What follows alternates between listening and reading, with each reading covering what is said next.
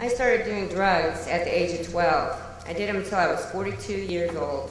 Drugs were my life, the only life I knew anyway. I lost my family. I was depressed all the time. I cried all the time. I couldn't hold a job for more than 6 months at a time. I had no place to live. I was living house to house. Anything I had left, I lost in a fire. I had no driver's license. I was in and out of jail. My boyfriend was a thief. He robbed houses for drug money. I left him, and 3 days later, he was shot and killed, robbing a house for his drugs. And this is where my transformation began.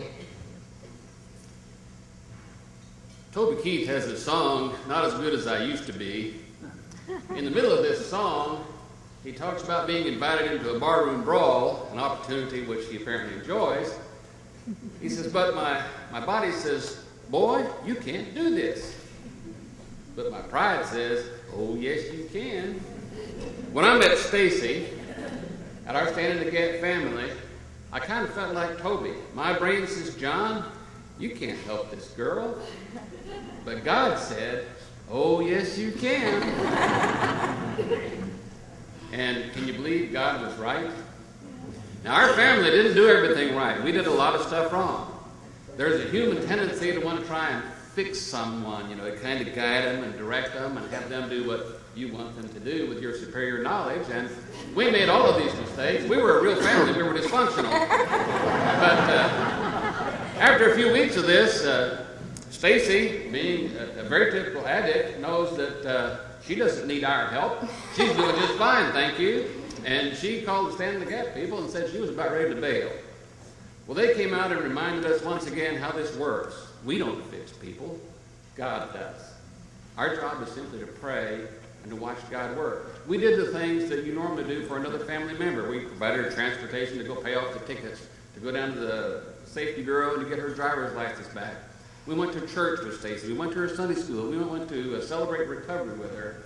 On her birthday, we celebrated her birthday. We did all those things that functional families do.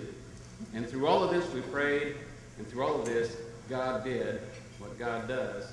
And transformed this girl who, when we first met her, she wouldn't even look us in the eye when we spoke to her. Just no self-esteem at all. And carrying a huge load of problems. But through the grace of God, she became a self-confident, joyful, wonderful person. Let her tell you the rest of it. God is good. God is very good.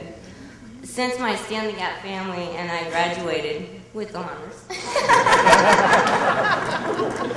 I have reunited with my family. My mother's my best friend now.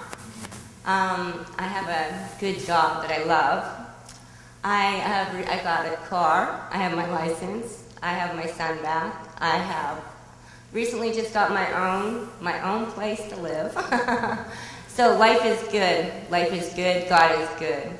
And I'm really glad to be here to share my story with you. Standing in the Gap has changed my life. And it's not just a temporary fix.